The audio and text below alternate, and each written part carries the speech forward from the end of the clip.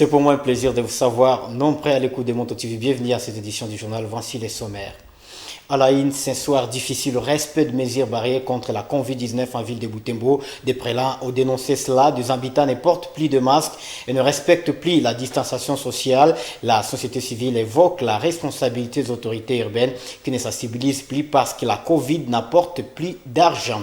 Et on parlera dans cette édition de cette nouvelle Kinshasa qui vibre toujours sous le rythme des consultations nationales. Jeudi, Félix Tshisekedi a réussi en dépensant Mboussa Nyawisi, Nzangi Mwindo, Moïse Katumbi est arrivé ce vendredi pour prendre part à ces consultations pouvant aboutir à la formation d'une union sacrée de la nation. Voilà tout pour les sommaires. Bienvenue au détail.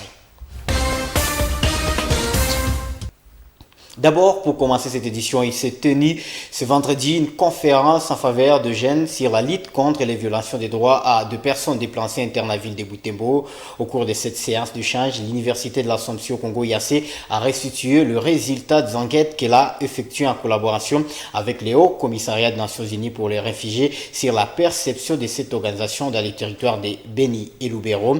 Une vingtaine de participants constitués de représentants des groupes de pression, des mouvements citoyens, de la coordination de la société civile, de la crème intellectuelle de Butembo, des organisations féminines et des responsables du ANCR de la gestion ont pris connaissance de ce sondage à Kansongomi dans les enceintes d'une salle de Serzoran de la Somption. Grâce Kakoko était présent pour Monto TV. Étude de la perception communautaire du HCR et d'autres interventions humanitaires en territoire de Beni et de Lubero, c'est l'intitulé de ce sondage scientifique mené par l'Université de l'Assomption au Congo en partenariat avec le HCR.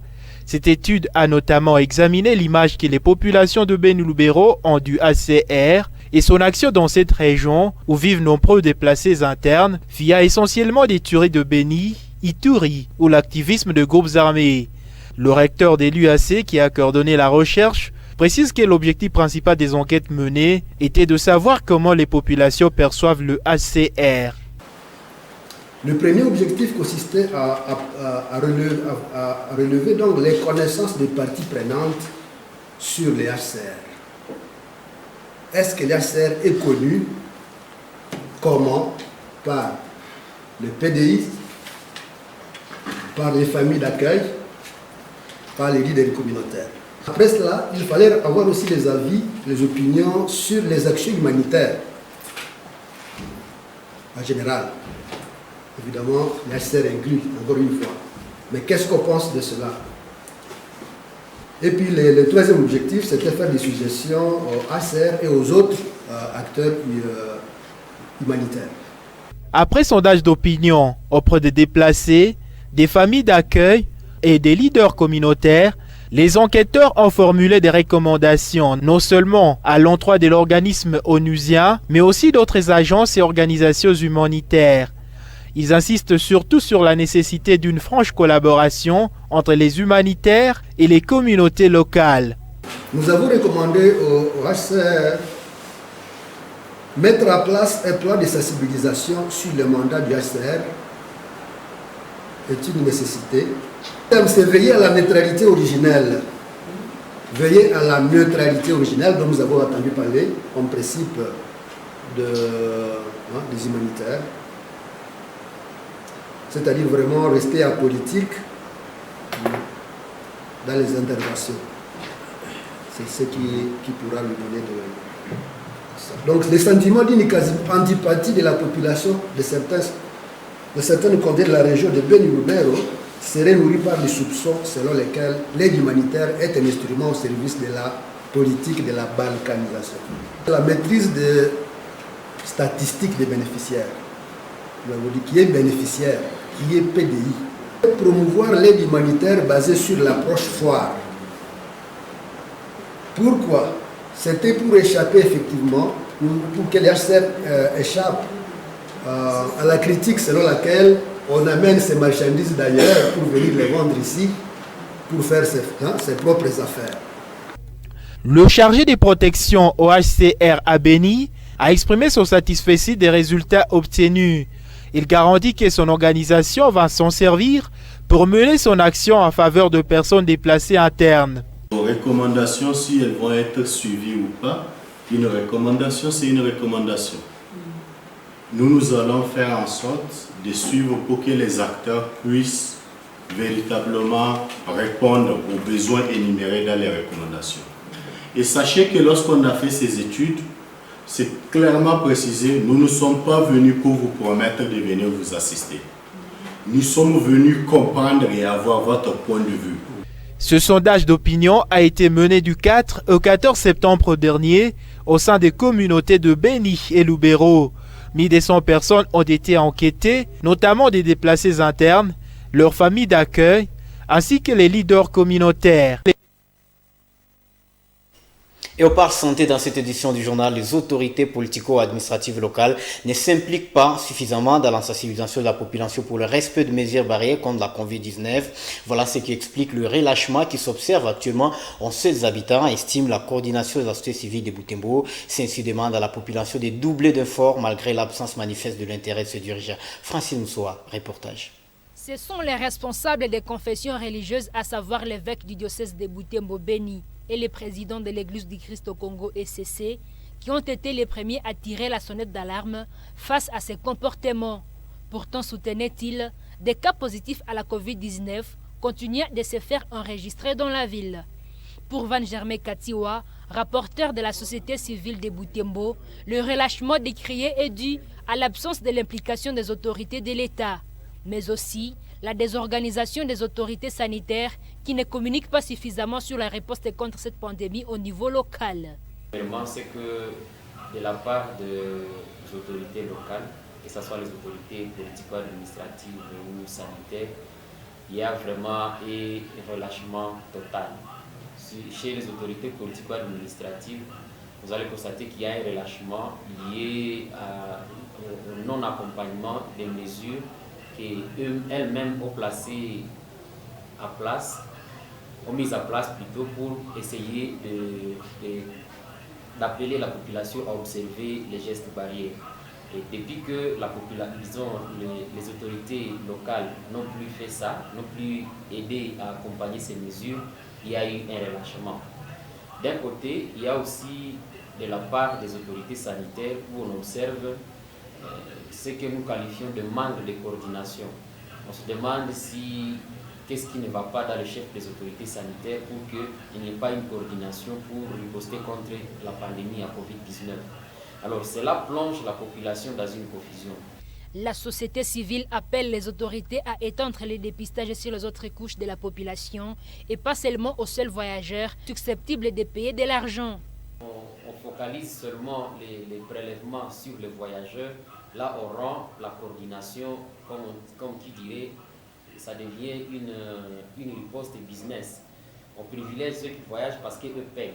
Et on oublie les populations locales qui sont vraiment au niveau des communautés, celles qui peuvent facilement propager cette maladie. Et voilà que la maladie persiste au sein de la communauté, pendant que ces autorités sanitaires sont en train de gaspiller les moyens des ripostes au niveau des voyageurs parce qu'elles veulent en bénéficier quelque chose. Administratif, nous leur demandons de ne pas lâcher prise, de continuer à accompagner les mesures qu'elles ont mises en place parce que jusqu'à aujourd'hui, on se demande est-ce que les mesures ont déjà été levées. Vraiment un message que nous voudrions lancer aux autorités ecclésiastiques parce que vous allez constater qu'à un certain moment, il y a certaines autorités ecclésiastiques, notamment l'évêque du diocèse de Butembo pour les chrétiens catholiques, qui a dit que l'on revient sur l'observance des règles, des mesures barrières, notamment la distanciation au sein de l'église. Mais de plus en plus, nous constatons également que même au sein des églises, on commence à violer ces mesures. Donc ça veut dire que et les autorités ecclésiastiques qui font partie prenante de la société civile, nous avons tous le devoir de conscientiser encore la population pour que les mesures soient encore observées et que nous puissions mettre en dehors de notre ville cette pandémie qui semble ne pas encore dire le dernier mot. Dans son adresse hebdomadaire à la presse, la division provinciale de la santé antenne de Butembo a indiqué enregistrer 8 nouveaux cas positifs au coronavirus. Ce sont les Et puis à Butembo, le ministre profession de la Justice et des Affaires foncières séjourne dans la ville depuis ce vendredi 6 novembre. À leur arrivée, ils sont allés présenter leur civilité à l'autorité urbaine. D'après nos sources, les deux membres du gouvernement provincial viennent s'enquérir du dossier de conflit foncier des Moutitiro à Rwanda après le meurtre de défenseurs judiciaires. Ils se sont également rendus à l'évêché du diocèse de Butembo-Beni pour des échanges avec Monseigneur Sikoulipaloup Melek-Sedek. Nos sources signalent que le ministre serait venu solliciter les bons offices du diocèse pour conduire un dialogue entre le parti en conflit après le chèque de l'action judiciaire. Jusque-là, rien n'a filtré au sujet de l'agenda de cette délégation. Et on reste toujours au Nord Kivu pour parler de cette autre nouvelle. C'est la tension entre les Hutus et les Nandés à Kiwanja, territoire des Rutshuru, qui était au menu de la réunion extraordinaire du Conseil provincial de sécurité du Nord Kivu ce vendredi 6 novembre. Le représentant de deux communautés était invité à prendre part à cette séance. C'est pour démonter leur implication dans la recherche de la paix dans cette agglomération. Au sortir, ils ont réaffirmé leur vœu de sensibiliser leurs communautés respectives pour une cohabitation pacifique, renseigne la presse du gouvernorat. Et on quitte la région de Rutshuru pour la région de Beni, où au moins 280 évadés de la prison de Kangwaï sont retournés dans leur lieu de détention. Si les n'ont pas si se volatilisés suite à leur incapacité physique de marcher, d'autres ont de nouveau été arrêtés par les services de sécurité de Beni. Selon le maire de la ville de Beni, cette avancée est le fruit de la mutualisation des efforts entre les services de sécurité ainsi que la population dans la vigilance. Mais il est prudent sur le maire, 280 retournés, c'est encore peu par rapport aux 1300 évadés. Delphine Panda, notre correspondant dans la région de Beni, nous en parle. Il s'agit de personnes retournées de gré ou de force dans cette maison carcérale depuis le 20 octobre dernier. Selon le président du comité urbain de sécurité de Beni, c'est grâce aux efforts mutualisés avec la population caractérisée par une vigilance. Bakonama Modeste dit avoir besoin d'un appui davantage de sa population en fait que les évadés tous soient retournés. Nous n'avons pas atteint le nombre que nous voulons. À ce stade, nous sommes autour de 280 retournés. Il y en a parmi eux des volontaires qui reviennent d'eux-mêmes. Il y en a d'autres que nous sommes en train d'intercepter à gauche, à droite. Mais 280 sur plus de 1300, c'est encore insignifiant. Voilà pourquoi nous sollicitons le concours de chacun des habitants de la ville pour que s'il y a un détenu qui se cacherait, un cousin, un frère, un ami, sa place ce n'est pas dans la cité. Non, nous devons le sortir de la cité pour que quand il va quitter la prison, en tout cas il quitte la prison régulièrement et qu'il soit accueilli dans la cité comme quelqu'un qui est libre. Mais les détenus évadés, en tout cas, doivent rentrer à la prison pour qu'ils épuisent leur peine. C'est ça aussi l'état de droit. Pour rappel, au moins 1300 détenus s'étaient évadés de cette prison de haute sécurité après une attaque revendiquée plus tard par Daesh en complicité avec une milice prévalant Maï Maï en date du 20 octobre 2020. Quelques heures après cette attaque, le maire de la ville de Beni avait annoncé que l'attaque de la prison a été bel et bien menée par le groupe armé ADF dans le but de libérer les leurs.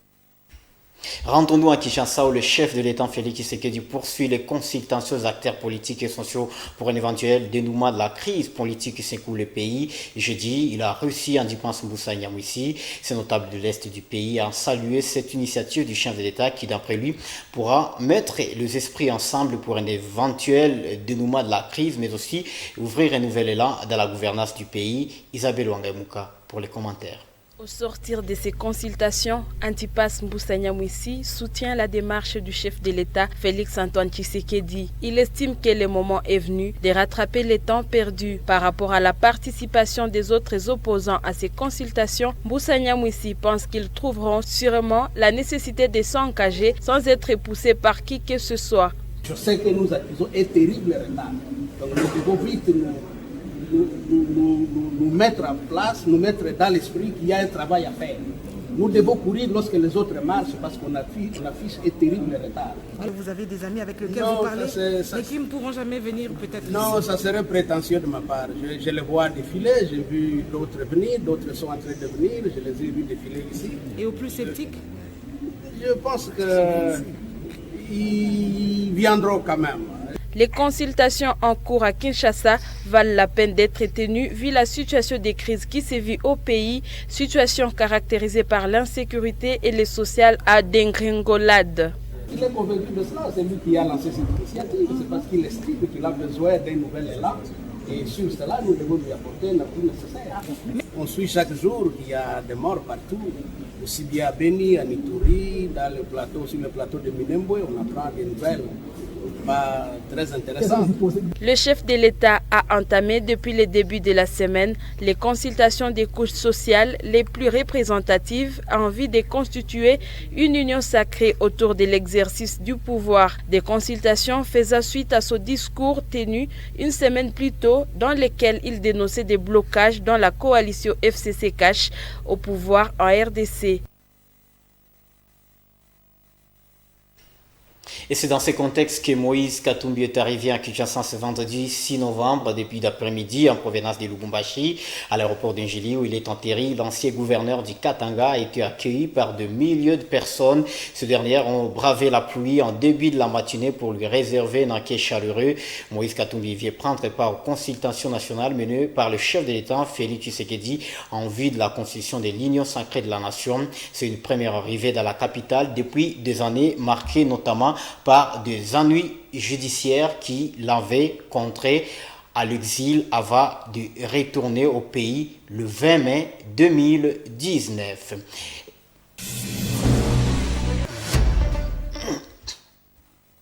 Et en sport, c'est le championnat local de basketball de Butembo qui a vécu ce vendredi 6 novembre 2020 au stade de l'Itave. Un seul match était à l'affiche dans une rencontre pleine de rebondissements, je voulais le dire. Ouraga Elite a eu réseau de BBC sur une note serrée de 43 à 41 paniers. Ce championnat se poursuit ce samedi 7 novembre avec à l'affiche le match encore une fois des Ouraga Elite contre BSB, cette fois à partir de 16h local. Et on parle d'autres actualités toujours sportives dans cette édition avec les sélectionneurs des Léopards seniors qui a donc rendu public la liste de 28 joueurs qui pourront faire face à l'Angola lors de la double confrontation du 14 et du 17 novembre prochain. C'est un match comptant pour la 3e et 4e journée des éliminatoires de la Coupe d'Afrique des Nations Cameroun 2021. Pour Gloire Bakia-Oulene qui est analyste et sportif, cette liste est donc trop promettante. Cependant, il déplore le fait qu'un 5 Christian n'a choisi qu'un seul athlète au poste des latéraux. Ces propos ont été recueillis ici par Janvier Saoussoua du service des sports. Oui, la sélection qui vient de sortir, Christian Sengibembe, je crois que c'est la meilleure. Il ne pouvait faire mieux que ça. Parce qu'il appelait presque tous les joueurs qui sont en activité. Même si au milieu de terrain, certains peuvent déplorer la ça c'est des trésors au Poutou qui est en train de se démener avec les tout-puissants Mazembe. Mais on a vu quand même tous les joueurs qui sont en train de jouer, qui ont été appelés. Nesques Kebano qui est au milieu de terrain, il est en train de jouer avec son équipe de Fula. Mais en attaque, on retrouve Cédric Bakambu qui avait raté les doubles confrontations, les deux confrontations entre les Burkina Faso ainsi que l'équipe du Maroc. Mais qu'il a été appelé. Espérons qu'il va cette fois-ci venir et que les contraintes dues à la Covid-19 ne seront pas terribles vis-à-vis de Cédric Bakambu. Les Léopards ont 70% de gagner cette rencontre. Quand on voit l'histoire, nous gagnons toujours l'équipe de l'Angola. Vu les joueurs que nous avons quand même des joueurs qui sont en train de se démener. Yohan Wissa, Cédric Bakambu dans les championnats respectifs, ce sont les joueurs vraiment qui se démènent bien que mal. Et c'est pratiquement sur cette note sportive que nous jetons l'encre sur cette édition du journal. Mesdames et messieurs, merci à vous de l'avoir suivi. On se retrouve prochainement dans une nouvelle édition du journal. Entre-temps, restez branchés sur Mondo TV car nos programmes se poursuivent. À très bientôt.